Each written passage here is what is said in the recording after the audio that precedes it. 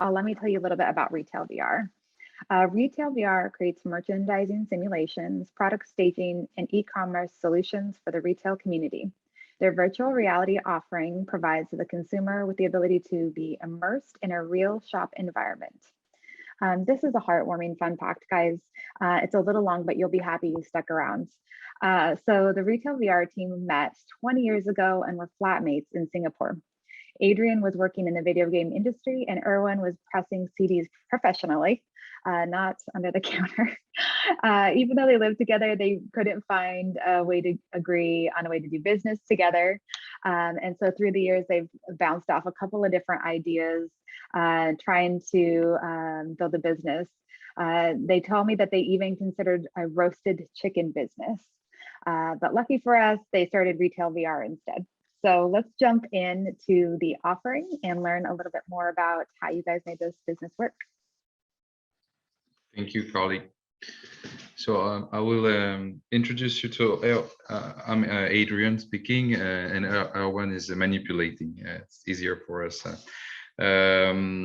So what you see here is the demo page. When you enter is actually what you are going to send to your client. So the client will select the language for, then they have some instruction about how to move around.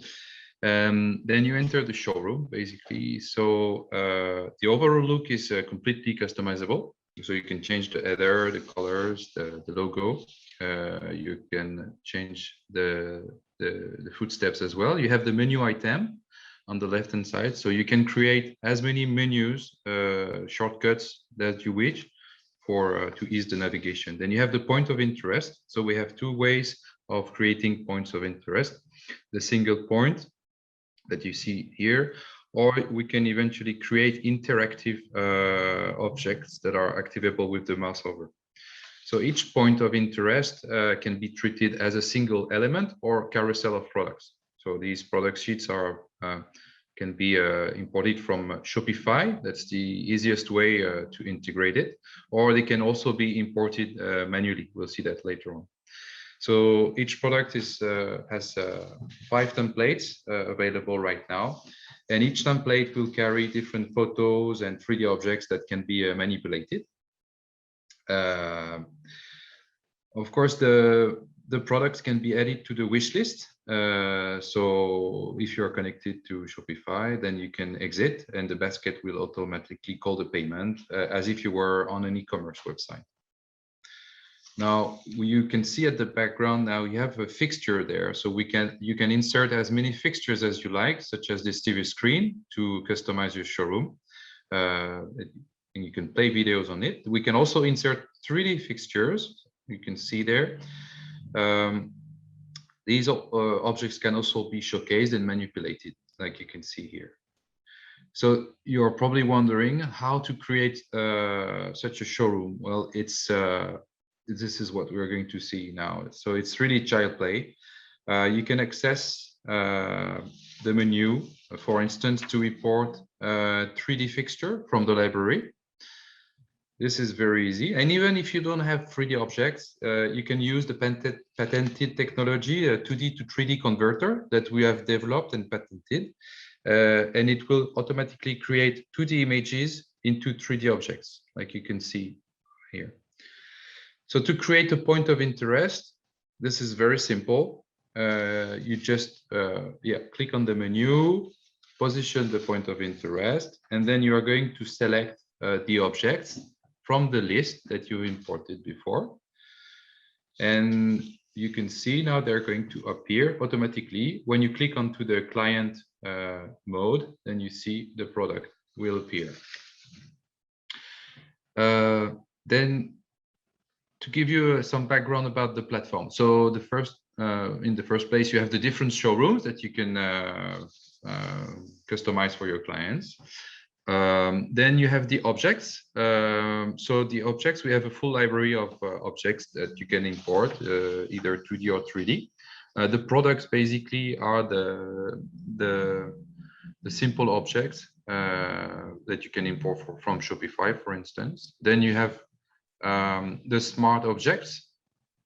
So this is a 3D object. You have the smart objects. Smart objects are, let's say, more complex. So you have the fixtures. The fixtures, sorry, the smart object. So here you are on the smart object. So you can select the smart object you wish to place into the store.